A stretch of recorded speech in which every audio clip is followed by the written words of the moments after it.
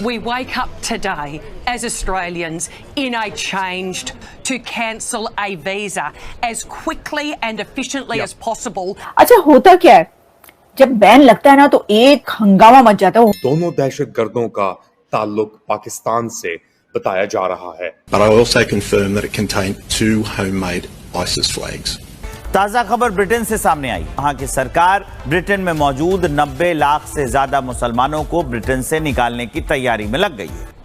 I think we have to have a very serious discussion, Chris, now about values-based immigration. जिस थाली में खाते हैं वहीं छेद करना तो आपको पता है कि मुसलमानों का काम है। हाँ, जहाँ भी कोई ऐसा हमला होता है उसमें कहीं ना कहीं लिंक पाकिस्तान का जरूर होता है। म्यूनिख के अंदर इंटेलिजेंस जो एजेंसीज हैं जर्मनी की, उन्होंने 5 लोग पकड़े हैं। एक इमाम मस्जिद है और 4 उनके साथ और लोग हैं। मेजर नदीम, ये कब तक आप लोग करते रहेंगे?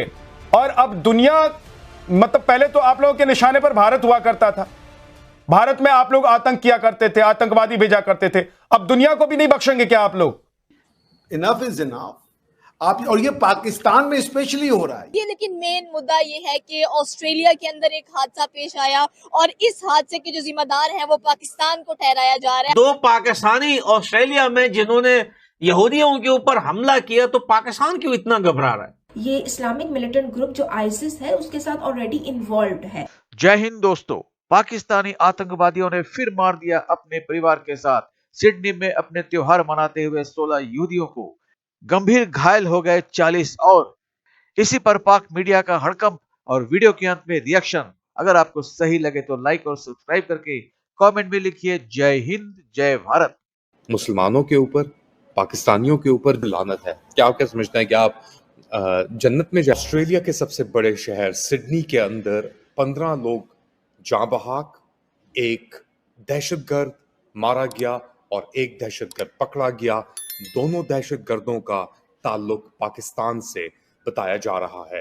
पाकिस्तानियों के ऊपर जो भी बंदा अपनी जिंदगी शरीफाना तरीके से, लॉ अबाइडिंग तरीके से, हर चीज को मद्देनजर रखते हुए, हर चीज को का एहसास करते हुए एक डिसेंट जिंदगी गुजारना चाहता है, और मुल्कों के अंदर उनकी जिंदगी आपने स्पेशली ऑस्ट्रेलिया के अंदर तो बहुत ही खराब कर दी है। इस तरीके से आपके जहन के अंदर होगा कि आप बदला उतारे हैं, मगर आप बदला नहीं उतारे। आपके अंदर और उन शैतान इजराइलियों के अंदर जिन्होंने गजा के अंदर ये कत्लेआम किया है, उनके अंदर कोई फर्क नहीं है। आपके जहन के अंदर शायद फर्क हो कि हाँ हम अच्छाई के अंदर हैं और बुराई के अंदर हैं, मगर ऐसा नहीं होता।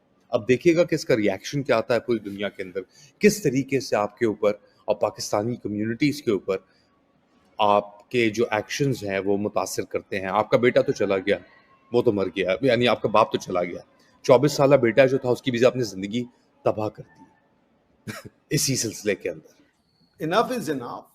आप, और ये पाकिस्तान में स्पेशली हो रहा है। ये मैं ऐसा नहीं कह रहा हूँ कि सिर्फ पाकिस्तानी ऐसे हैं, मैं ये बात नहीं कहने वाला। क्योंकि आपने देखा अफगानिस्तान में भी, अफगानिस्तान के लोग भी कह रहे हैं, फ्रांस में जो है इमैनुअल पैटी की जो गर्दन काटी थी वो कोई अल्जीरियन या कोई चेचन था मेरे ख्याल से। तो ये एक फिनोमिना है। तो ऑल आई एम सेइंग कि मैं इसमें क्या कड़वी बात करूं। देखिए, मैं तो उन लोगों से नाराज हूं जो इसको स्पिन दे देते हैं। जी कोई अगर टेररिस्ट अटैक हुआ, जी वो मुसलमान नहीं था, वो मुसलमान नहीं हो सकता। तो फिर जिसने बचाया वो भी मुसलमान नहीं हो सकता। अगर आप इसका क्रेडिट मुसलमान को नहीं देना चाहते जिसने गोलियां मारी, तो फिर उसका क्रेडिट भी आपको लेने का हक नहीं है जिसने कि वो उन लोगों को है, वो जो अल अहमद करके इंसान था, मैं कहूंगा वो भी मुसलमान नहीं था। फिर क्योंकि वो मुसलमान होने के नाते तो नहीं बचा सकता था जीवन। कौन मुसलमान है? वहां 2 मुसलमान थे, एक गोलियां मार रहा था, एक ने गोली से बचाया। कौन मुसलमान है उसमें? इसकी टेस्ट आपके समाज को अंदर से लाना होगा। मैं नहीं कह रहा जैसे हैं, मगर there is an elephant in the room needs to be discussed. मैं बस इतना ही कह रहा हूं जी। और एक चीज और कि पाकिस्तान को तो खासकर, भाई पाकिस्तान ने 24 करोड़ ये माइंडसेट बनाया हुआ है आरजू जी। और मैं बहुत खुश हूं, पिछले दिनों मैंने सुना कि लम्स में ये संस्कृत और गीता और ये सब पढ़ाने, महाभारत पढ़ाने की बातचीत हो रही है। और जो मुझे सबसे अच्छी बात लगी, उन्होंने कहा कि ये हमारा भी है, ये कॉमन है, ये सिर्फ भारत का नहीं है, ये जितना भारतवर्ष का है उतना मेरा है, यही बात मैं कह रहा हूं। देखिए, रातों रात आपने किसी चीज को एक्सेप्ट कर लिया, पुराना जो आपका हजारों साल में प्रैक्टिसेस बनी थी, हजारों साल में आपने कोई कारपेंट्री के स्किल सीखे होंगे, कोई कला सीखी होगी, हजारों साल में वो सब चीजें रातों रात आप कहेंगे उस पर्टिकुलर सिविलाइजेशन ने जो आपको सिखाया वो सब गलत सिखा दिया, ये होगा क्या? एक आपने कोई चीज एम्ब्रेस कर ली, बाकी सब कैंसिल कर देंगे क्या? इंसानों को ये जो पहाड़ों में रहने की कला आती है या पहाड़ों में जो बिल्डिंगें बनाते हैं, वो क्या एक पर्टिकुलर टाइम पीरियड के बाद आई? क्या उसके पहले उनको आती नहीं थी? वो कला, वो आर्टिफैक्ट्स, वो जो स्किल सीखे उन्होंने, उसमें उस कल्चर का ही तो योगदान था ना, जिसको आज आप कैंसिल करने पे के पीछे पड़े हुए हो। भगवान गलत हो सकता है भाई, कल्चर कैसे गलत हो सकता है? तो फिर मैं कहूंगा there's a need कि प्लीज टेक इट सीरियसली, वरना लोगों में डर बहुत ज्यादा है। जो नॉन मुस्लिम है वो समझ सकते हैं, शायद मैं मुस्लिम नहीं हूं इसलिए मैं आपके दृष्टिकोण को नहीं समझ पा रहा हूं, और आप नॉन मुस्लिम नहीं है तो शायद आप मेरे दृष्टिकोण को नहीं समझ पा रही हैं। मेरा ये है कि जितना बाहर से कम आवाज आए, अंदर से जितनी ज्यादा आवाज आए, उसका इम्पैक्ट ज्यादा पड़ेगा। जी धन्यवाद। बिल्कुल ऐसा ही है, लेकिन जाहिर है कि हमें एक दूसरे की बात को समझना होगा। लेकिन फखर, अगर मैं आपसे बात करूं तो एक तरफ तो भारत का मीडिया है, कहा जा रहा है पाकिस्तान में कि भारतीय मीडिया, इजरायली मीडिया और साथ अफगानिस्तान का मीडिया ये कह रहा है कि जिन लोगों ने ये अटैक किया था वो पाकिस्तानी है जी, पाकिस्तान को घसीटा जा रहा है। मसला ये है कि उन्होंने 16 मासूम लोगों को मारा है, उसकी बात ज्यादा होनी चाहिए। और मैं यकीन करें, कल रात से मैं Australian home minister, Australian prime minister, Australian TV channels या जो इंटरनेशनल न्यूज वेबसाइट्स हैं,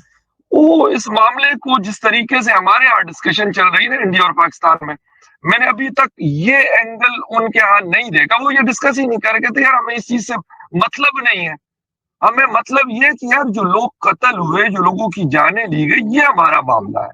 हाँ, उन्होंने ये जरूर बोला कि 2019 से ये जो इसका बेटा था, गालिबन नवीद अकरम नाम है इसका, बाप तो उसका मारा गया और बेटा उसका हॉस्पिटल में है।